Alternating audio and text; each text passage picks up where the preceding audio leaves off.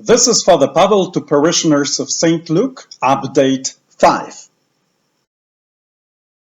Many of you asked, what shall we do to beat that situation?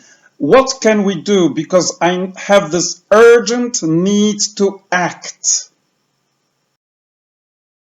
I personally believe that this is the time to reach out to those around us, those close to us, to rediscover them, to reconnect with them.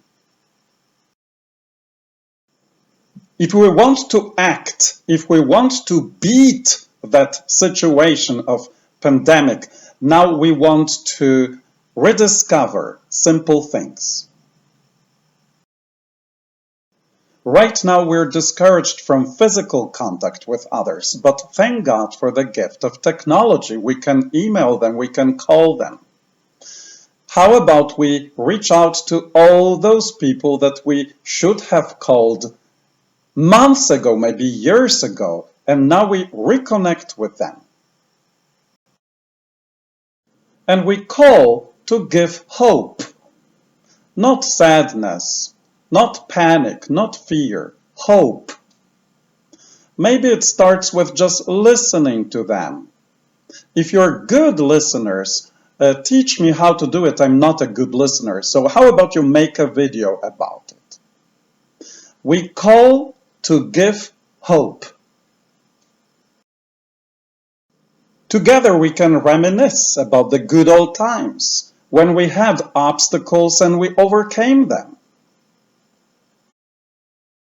So if you want to beat that situation of pandemic, if you want to act, to do something, to help, the best way is to simply reach out to others, to stay together, to support others. So as you see, when you ask yourself, what can I do? How can I act now? The answer is very simple. Reach out to those around you with a message of hope. What is your physical way of staying connected with God? We spoke about it in former updates. We will speak more about it in next updates.